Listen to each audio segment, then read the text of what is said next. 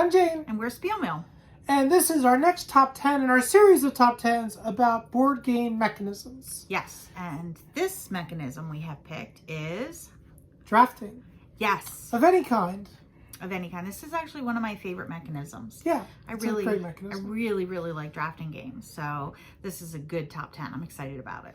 Is there anything you want to say about how you went about making your top 10? Yeah, I do actually. Thank you for asking. You're welcome. I picked games not based on how much I like the game, but how much drafting is part of what makes me like the game. Yeah. So there are some games that I absolutely love that are drafting games, but drafting is just a small part of it, and that's not the mechanism that makes me love the game. So these are ones where something about the drafting mechanism itself really enhances how I feel about the game. Yeah, I think I did something similar. I basically went off the drafting element in the game. So, like, for example, Everdale, I kind of felt the drafting element's not that interesting, but it has a drafting element, but I didn't pick Everdale. It's not on my list. Spoiler. So, just to give you an idea of how I went about it. That makes sense. Yeah. Okay. All right. Well, do we have honorable mentions? We do. All right. I have 2. All right, I have 3. Okay. So let's do honorable mentions. All right. Why don't you start since you've got 3? Well. Okay.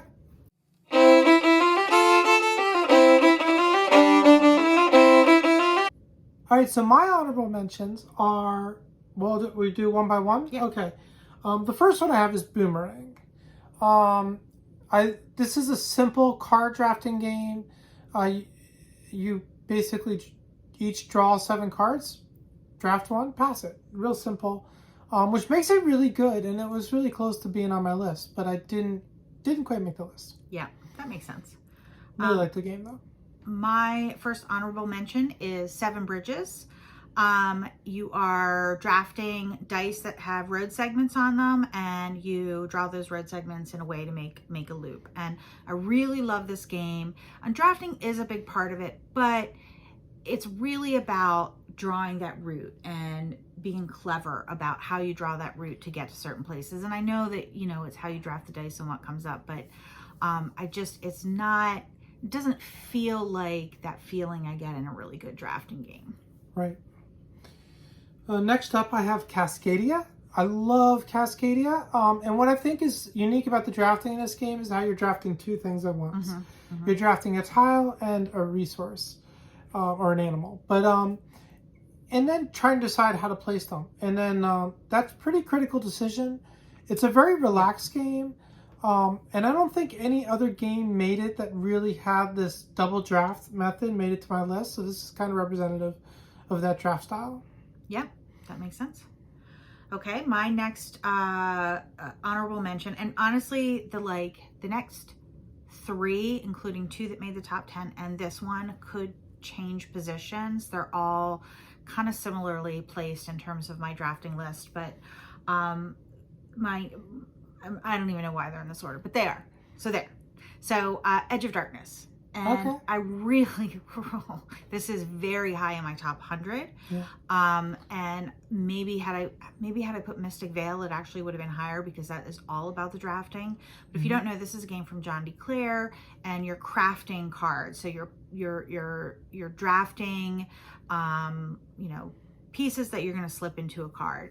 But the market doesn't change, which is, I think, for me, one of the interesting things about drafting. Well, it does. It's a river that moves. It doesn't change a lot, but it's a river that. Oh! I was thinking about the card crafting, not the drafting. Yeah. Well, anyway, I'm going to leave it where it is. My last honorable mention is... I wasn't finished. Oh, sorry. You thought you were done. So maybe I'll just throw in Mystic Vale there. Either one, when I'm thinking about it, is drafting the pieces that you're making the card from. Okay. Right? And so in that, the market doesn't change. I forgot all about the actual drafting part of Edge of Darkness, so let's just forget that for now. But I really love this game. I love the fact that you're forced to choose what you're going to draft based on how much money or mana or whatever it is that you have, so you can't fully plan ahead. But in general, the market is pretty static, so that's why it is lower on my list. All right. My last honorable mention, about time I get to talk? No, just kidding. Is Sprawlopolis. Now, Sprawlopolis, it's actually a pretty simple drafting. You draw 3 cards, you pick one. What I think is unique, though, is it's a solo drafting game or multiplayer, but and you have your own set of 3 cards. You're not drafting from a shared pool or something like that. It's kind of similar to Lagrange does something similar. But yeah, I thought this would be good for an honorable mention, Sprawlopolis. Yeah, it is. All right. Well, so now we get into our actual top 10. All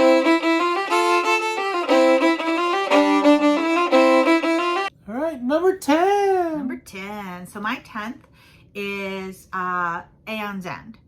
And it's also very high in my top 100, but because the drafting is a stable market that doesn't change a lot throughout the game is why it's kind of lower. However, what is super interesting about this game, which is why it makes the list above like Edge of Darkness or Mystic Vale, is that you never shuffle your cards, so the order in which you draft things becomes really important. It does, and so, you know, if you have 2 cards that work together, you want to wait to buy one of them until the other one is like right there in your deck. So they're going to be in your same hand. And so that element of drafting is what takes that stable market up a notch for me. And it's not a free market. You have to buy the cards. So your draft is influenced by the costs as well. Yeah, exactly. Yeah.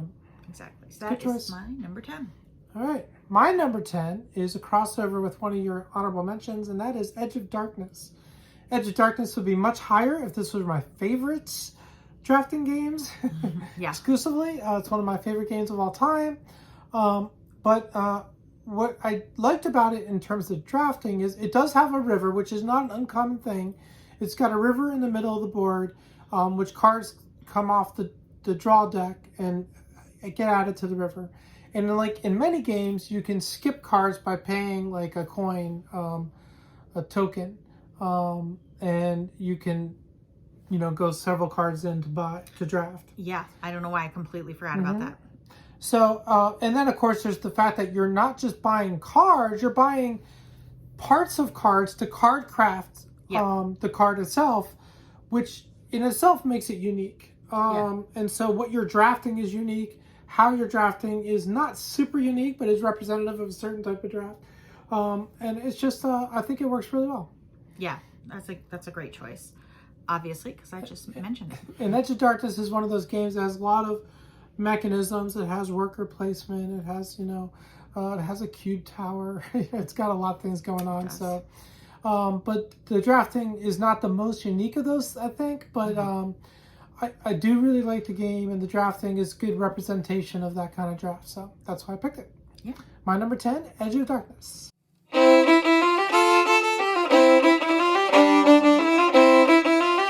All right. Well, you mentioned my number 9 as not being on your list, and that is Everdell. Oh, nice. And what I love. Terrible choice.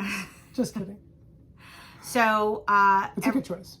And it has it's a market. You're you know taking cards out of a market, but that market is constantly changing, right? And there's the element of, well, you know, I have the farmer. I want the farmer's wife. I wish it would be 2 wives, but whatever. Actually now there is now a set of that. So, set. Yeah, which I love. Yeah. But so you're drafting in hopes of something coming up later. And so your game can change a lot. Your strategy can change a lot depending on what cards are out and what cards you're going to draft. And so that starts to get into what I really like about drafting games, is that your strategy is highly influenced in what that market or that hand or whatever it is that you're drafting from looks like. Because you're building that tableau, and what you're drafting really influences you know, how you're going to build your tableau, and then that influences how you're going to draft, and so on and so forth. Yeah, exactly. And I think it is an engine builder, but I think it's that drafting element that, to me, is more central to my game experience than the engine building. It's a good choice. All right. My number 9, I had to look. Now, this might seem like a little out of the box, because the drafting happens only at the very beginning of the game, but I still enjoy this process of drafting, and that is monikers. So in monikers, you start the game out by distributing like 10 cards to every player, and everyone picks 5 to include in the game. And why I think this is actually a really important period, even though most of the times people don't know what they're doing, because the cards that you pick do influence how enjoyable Very the game much. is.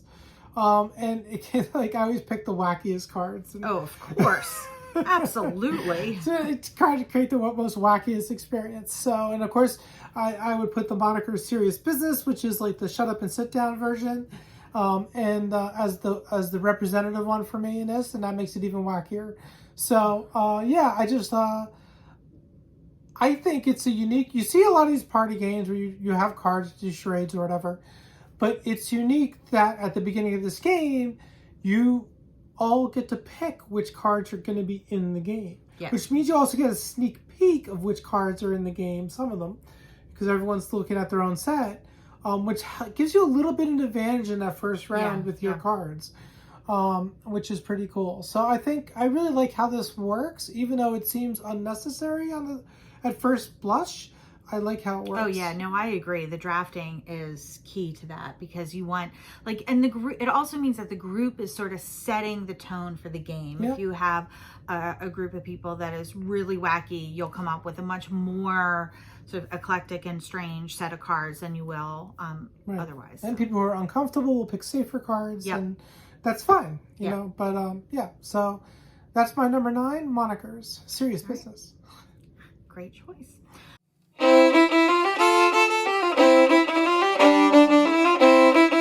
All right, my next game is one I've actually only played online, and that is Sea, Salt, and Paper. Oh, And we might want to get this one. yeah, we definitely, I think, want to get this one. What I like about Sea, Salt, and Paper is a lot of times a draft is, you know, here's some cards, pick which one you want. Mm-hmm. But Sea, Salt, and Paper has the element of, do you like what you see, or do you want to take a risk and draw from the deck? And so it's a little bit of a push your luck, as well as a drafting game. And then I love the fact that there's a card that you can take a discard pile. I think it's the crabs. You can take a discard pile and take one from the discard pile when you get 2 crabs. And so then you've got sort of the traditional, here's your tableau of cards, pick which one you want. And so for such a little game, there's just so much decision space in this. Every single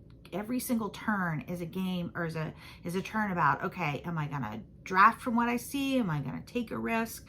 And I really, really enjoy this. It just gives me that I guess that dopamine hit that I like that comes from a lot of drafting games. Yeah, and the deck's a real choice because you get to draw 2 cards from the deck and choose one. So Yeah.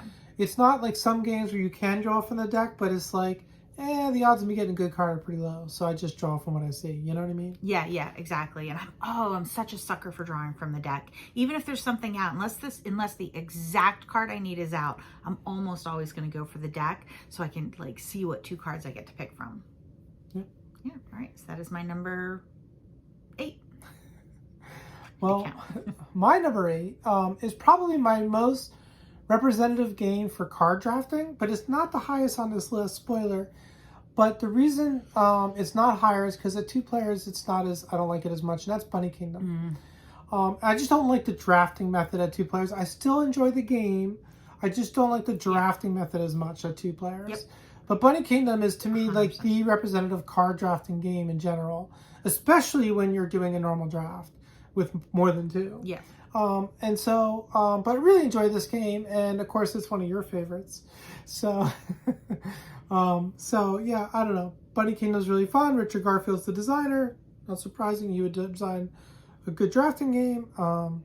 And then I think one of the things with 2-player that bugs me is how you have to draft a card and discard a card, and inevitably somebody forgets to do one or the other. Oh my God. And then you get cards passed to you, and you have to pick one up off in a pile in front of you as well. And either you forget that, or you forget to discard it. The whole thing Every happens. single 2-player round, not just game round, one of us says, wait, how many cards do you have? I don't have that many cards. Did I forget to pick one up? Every single time with 2 players. So it gets a bit messy, and that's why it's not higher. But in general, the card drafting in Bunny Kingdom is excellent, and it's a good representative game for card drafting. So that is my number 8, Bunny Kingdom. All right.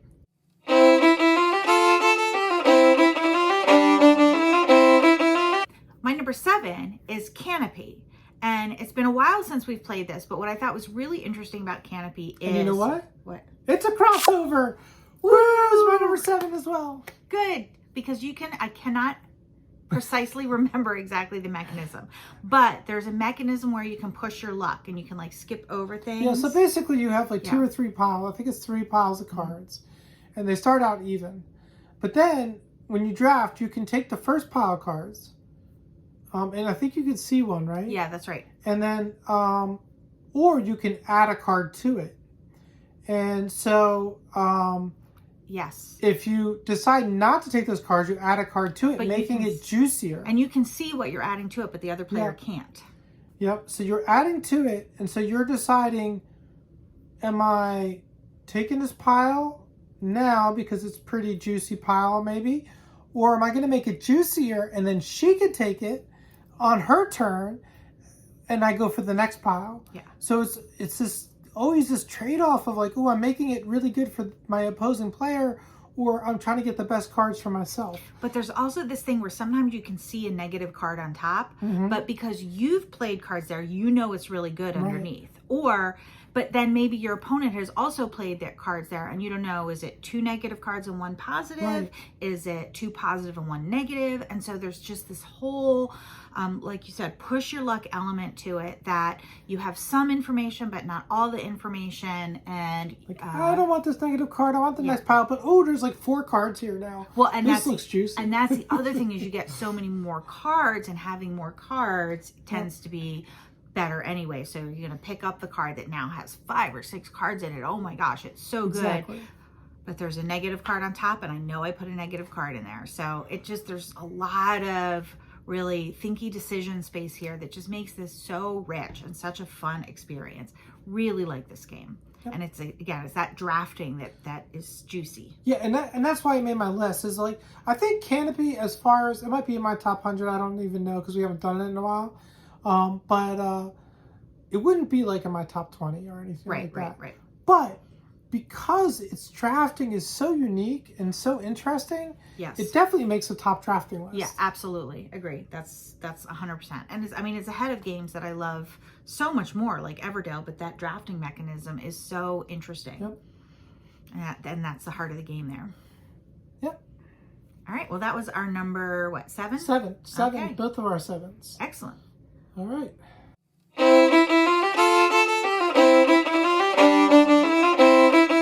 My number 6 is Forest Shuffle. This is a game we own, but we have only played online. And what is so interesting to me about this game is you're either taking a card from a deck or you're drafting from sort of a public tableau in order to build your own personal tableau. But to play something into your personal tableau out of your hand, you have to pay for it by putting cards into the public tableau. So that tableau is that sort of like public draw pile is constantly changing, and sometimes I'm taking cards out of it just as fodder. Like I need some bad cards to pay for another card with. But sometimes I'm putting something really good into it because I really need to get this other card out there. And I'm hoping nobody's going to touch it and I can go back for it. And then there's also this moment where there's too many cards in it, and so it all discards. Or somebody has a bear and takes all the cards and put them in their cave or something like that. And so you're sort of pushing your luck and hoping that things stay there that you want to stay there. But there's a lot of like interplay between taking cards to use as money or as capital, or putting cards in there that you want. And then of course, there's so many different things on each card about scoring. Like, is it a top or bottom card? Is it a right or left? So there's just it can be almost decision analysis paralysis. That's what I'm trying to say. There can be a lot of thinking in it, but sometimes it just flows and it feels so good. Yeah. Really love this game. That's my number 6. All right, good choice. So my number 6 is a really light and fun game, and I really picked the drafting mechanism here because it's fun. And that is Dice Miner. And Dice Miner is you're drafting dice, but one of the things, and you're placing them on a mountain. You're picking them off a mountain, and then you're picking them off a mountain. You're drafting them off a mountain, which is kind of interesting in itself. But what I really love, the mechanism I really love in this game is the cheers mechanism. So if you have a die in front of you that you've already drafted or you have from a previous round with a beer symbol on it, you can go cheers, roll it at your opponent, and then you could take 2 dice off the mountain. First of all, it's just really silly and fun. But also it's very strategic. Like, oh, this is a perfect time for me to, let me save that cheers for when those 2 are exposed, because when those 2 are exposed, I can take them, and then that's a really good move for me. But it's a risk because whatever I roll at my opponent, they get that die, and if it lands on a really good side, they have a really powerful die all of a sudden. So it's a risk. So it's really fun, and it's totally it is silly and light, but a really enjoyable game. Yeah. So that's my number 6 is Dice Miner.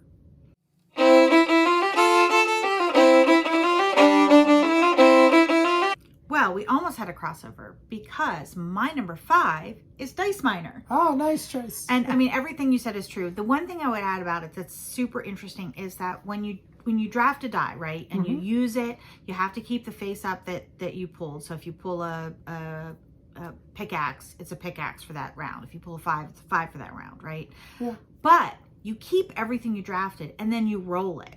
So there's an element of that meteor die or dragon die isn't what I want it to be on for this round, but I really want to have that for next round because I am super powerful against dragons, for example. And so you're not just picking die sometimes for what they give you in a particular round, but so you have that die to then roll for the next round. Especially since the defeating dragons and mine collapses are the best ways to get points in the game. Yeah, exactly. They're very high. The high scorers. Yeah, so. and the weapons against pickaxes for the meteors. I can't remember what's for the dragon, but like those dice, they those look like weapon meteors, dice. but I think aren't they just like? Yeah, you're probably right.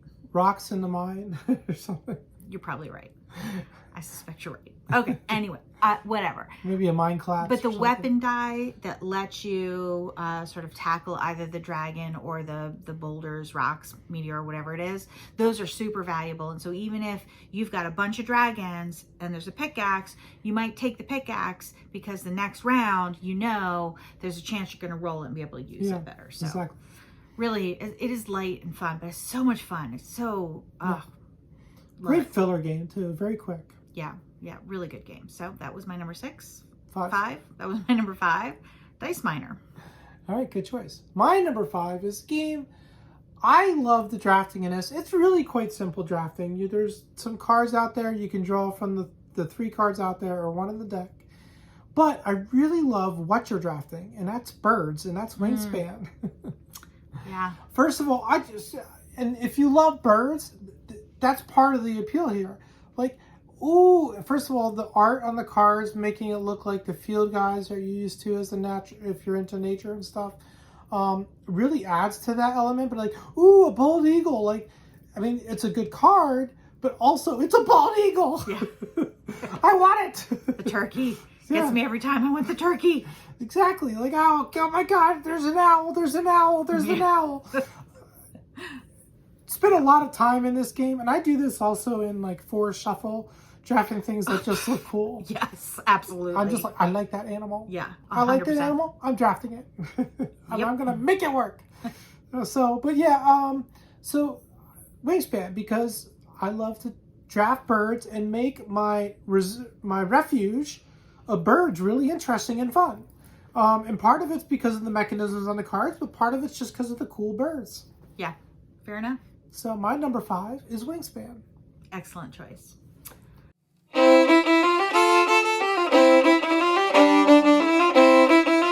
My number 4 is, again, a game I've mostly played online, but we have played elsewhere, and that is St. Petersburg. Oh, yes. I really enjoy it. This is just drafting. This is a good choice. I didn't pick this, but I should have. Maybe. Literally just a drafting game. You're building an engine by drafting cards so that you can draft more cards. It's all it is drafting. And I just really enjoy trying to figure out, you want the nobles, right? but you got to save your money for the nobles. Oh, but then the building comes out that lets you have a bigger hand, or lets you, what is it, the treasury that lets you draw one and decide to keep it. That's not what it's called, but you know, from round to round, the money making is on the cards, and you're trying to set it up so you can make money. But sometimes, you know, there are phases where you don't make any money, but you really want to buy a building, but then you need money for the next round. And so trying to pace yourself and make sure that you have enough of the money to buy the cards when you need them, and praying that the person does not take the card that you want. And then the order changes from round to round too. So you might pick first in the nobles round this time, but then I'm going to pick first next time, and just trying to figure all of that balance out and build your tableau. Really, really fun. Really enjoy this game. Yeah. Good choice. Another good choice. All right. That's my number 4. All right. My number 4 is probably my representative cube drafting out of a cube tower, and that is Marrakesh. I first of all, I was sitting here thinking about while you were talking, and I was like, you know, maybe I should have chosen Marigot, because Marigot uses a cube tower drafting where you draft the cubes, and it's also very interesting. But going back to Marrakesh, I think I like Marrakesh better as a game, and that's why it ends up on the list. And what's interesting about this is that you each pick a certain amount. They call caches in the game, but they're basically cylinders or hex cylinders, and they're different colors. And you pick the 3 different colors that you want to throw into each player does. They want to throw into the tower for that round. Then you mix them all up and add them to the tower, and they come out, right? So first of all, there's the fact that different colored caches are going into the tower. Sometimes many of one color will go in, but because it's a cube tower, sometimes they get stuck in the tower and they don't come out. But they knock other ones from previous rounds out. So you never entirely know what's going to come out that round. And then in Marrakesh, you take the different colored things, and if you have 2 purple, they go in the purple space. If you have 2 blue, they go in the blue space. If you have 1 yellow, it goes in the yellow space. And then you draft. And so your choice is, oh, I really need a yellow, but there's only 1 out there, and there's 2 purple. That's 2 actions. Yeah. So I can go for the 2 purple, but then I might lose out on the 1 yellow. It's really interesting and really fun. And of course, I love cube towers. So it's got like that double draft, because you're drafting to put in the cube tower, and then you're drafting what comes out of the cube tower based on what everybody put in. Exactly. So interesting. Yeah, so it's a really very good choice. Interesting. And the game Marrakesh in general is just fantastic. It's got a lot going on. It's got the best player boards ever. And, you know, that's that. So my number 4 for the drafting list is Marrakesh.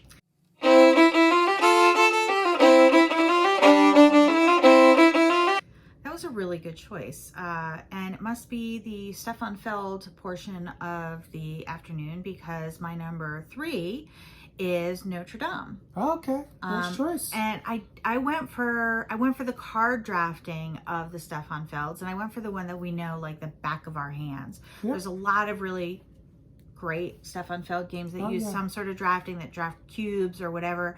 But we've played Notre Dame more than almost any other game. We've played at least 100 times. Yeah, we've played over 100. Yep. And you have the same cards in your hand. Every game, it's just they come out in a different order, right? Yep.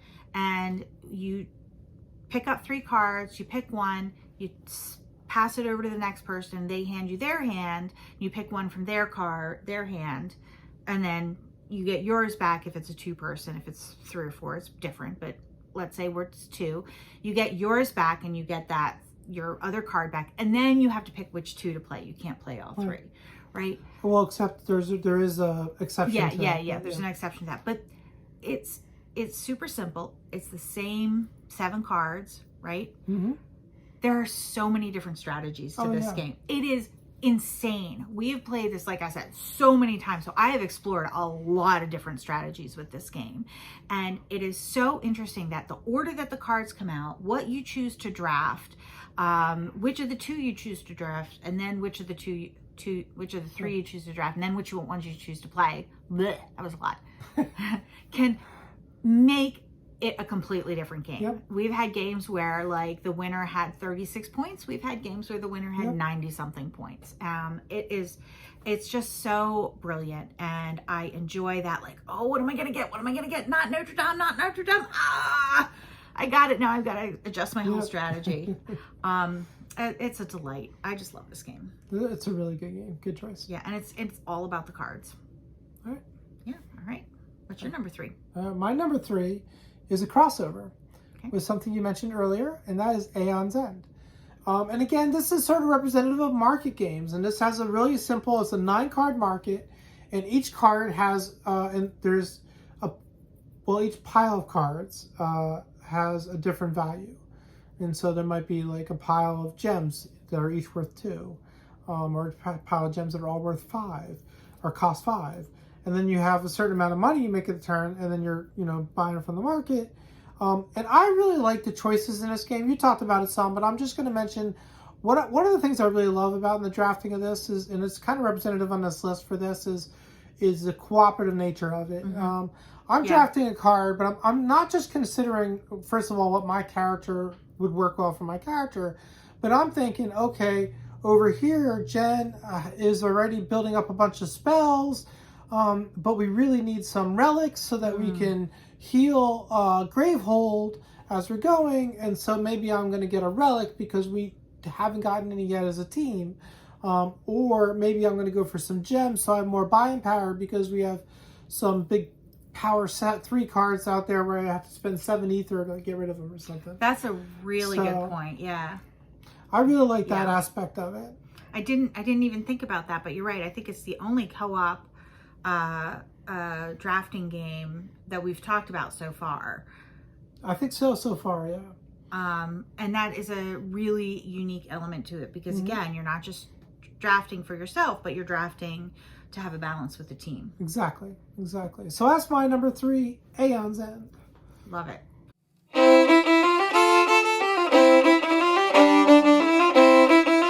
Well, my number 2, I think you mentioned as an honorable mention, and that is Boomerang. Okay. Which again also is basically just a drafting game.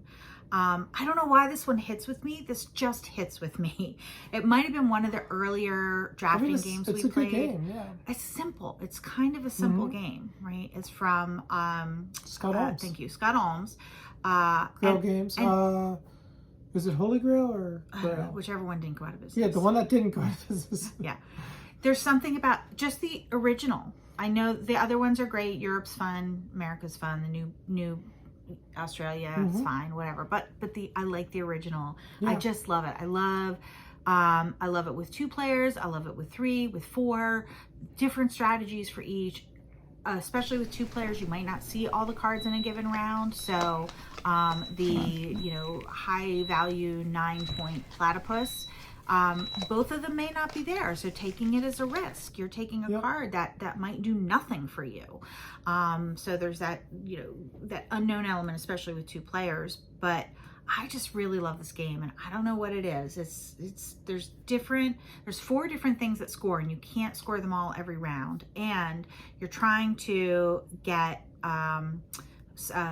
visit as many territories as you can. And so, where you're putting your focus each round kind of differs and evolves. And you've got to play. Very dynamic choices. Yeah, really dynamic choices. So I really like this game, and that is why Boomerang is my number 2 when it comes to drafting. It's a good choice. My number 2 hasn't been mentioned yet, but I really, and the drafting's a kind of that I'm thinking of as a small part of the game, but it's kind of an important part of the game, and this is Tabanusi Builders of Earth. Yeah. And the drafting in particular is you're drafting these dice as you visit locations. And if I go from one port to another, I have to draft one of the dice from that port. And that color of that dice determines where I can go in future turns, which is really key. So you have to always be planning ahead. And that's why I really like this.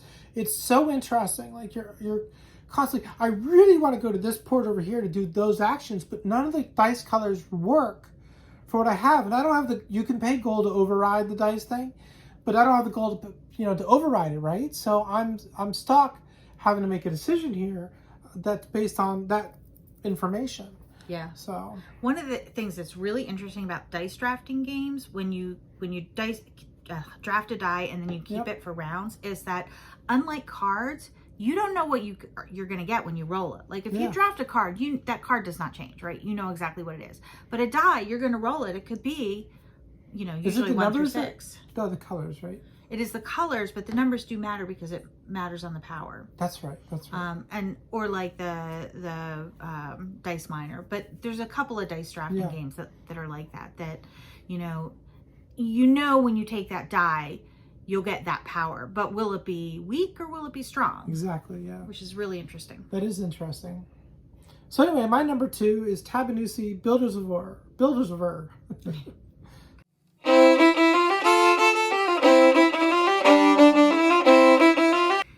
My number 1 is going to completely shock everybody that knows me, and it's Bunny Kingdom. Saw that coming. Yeah. This is the game, I think, that introduced me to card drafting, and at least where I realized that I love this mechanism, and it's one of my favorites. I just love it. I love that you're constantly changing, pool of cards, right? Every round, everybody gets a new deal, and so there's a whole new set of cards. There's a lot of cards in this game, so it's going to be really variable what comes out. A card like the Guardian, which allows you to get extra money for treasures, might never come out. So if you start, that's something I've been playing online, is like trying to get treasures and get the cards that make the treasures more valuable. It might not come out, or somebody else might take it, right? So it really varies, and there's just that dopamine you get from like, what are they going to hand me? What am I going to get? What am I going to get? Oh, look at all that. There's something great there. It's so satisfying. Oh, love this game so much. To me, this is the quintessential drafting game. And you're right, at 2 players, it can be really tricky the accounting is a nightmare. But one fun thing that does happen with 2 players is you're seeing new cards, right? There's new cards coming up because you're taking off a deck. So that sort of like discovery, which is one of the fun things about a drafting game, continues throughout the whole round. True. So that's why Bunny Kingdom is the best drafting game that's ever been made. She's biased. I'm just right. All right. Well, my number 1 game is a crossover. You mentioned it a couple picks ago, and that is Notre Dame. Now, I went with Notre Dame. You talked about it quite a bit, so I'm not going to say too much. I'm not going to repeat too much. But what I like is how those choices in Notre Dame evolve as you get to know the game more and more. As she said, we played it over 100 times. And when you played this game 20 times, you have an intimate knowledge of all the different options before you. And as you played it 40 times, you've explored a couple more strategies. And you played it 60 times. Now you've explored a couple more strategies. You have all these different possible strategies. And it's interesting how the same game over and over and over and over again remains interesting and dynamic and fun, no matter how many times you play it, because the choices are just so interesting. And drafting is central to that. The drafting is central to that. Yeah. So I really like that. It's like you said, oh my God, it's the beginning of every round almost. You're always like, no, not Notre Dame. And then you get the Notre Dame card and you're like, you have to keep it kind of because of the points and stuff usually. There are other strategies, but you usually keep the Notre Dame, but you're like, at that point your brain starts working. You're like, okay, so what can I do to make this not a total mess up? Or do I give up on Notre Dame, and knowing that, I don't want to let, if I pass it to you, you're going to know that I gave up on Notre Dame. Do I do that, or do I, hold on to it and then still like maybe not play it? It gets really tricky and interesting, and I don't know. I just think the choices remain interesting. Over 100 plays, and we're not bored at all. No, we haven't played it yet this year, and I really want to play it. I'm missing it. This is the time of year we play it. What was interesting is we played it. We actually did play it this year because we played it with friends, and it's one of the first times we've played it. Maybe the first time we've played it with somebody other than just us. Yeah. And they were doing wild things. They were giving away Notre Dame, and they were like passing us cards that we wanted. And it was so crazy to play with somebody else that didn't have the same sort of experience that we had. And it changed the game again. It was like completely different. I had to suddenly shift how I was thinking about this, because they were taking cards I didn't expect them to take and giving away cards I didn't expect them to give away. So really, really good game. Yeah, really fun game. Such a lovely game. So that's my number one, Notre Dame. And so that's our top 10 drafting games. What are your favorite drafting games? Yes. What are your favorite types of drafts or drafting elements? Do you prefer drafting dice, drafting cards? Do you like the canopy drafting mechanism or the forced shuffle draft? You know, what is your favorite? Like, what do you think about that? Yeah, I'd love to hear about that too. And then, I don't know, we're going to keep going on with the mechanism series, probably in a couple weeks. And what mechanism would you guys suggest we do next? Yep. Because we picked our favorite too, so now I'm done. I don't know. All right. So let us know in the comments below. Thank you for watching. Thank you. And hello, and sorry for the late hello, but welcome to our new subscribers, and it's very nice to have you here. Yes. All right. Remember, Every day that you game is a holiday. Bye, everyone.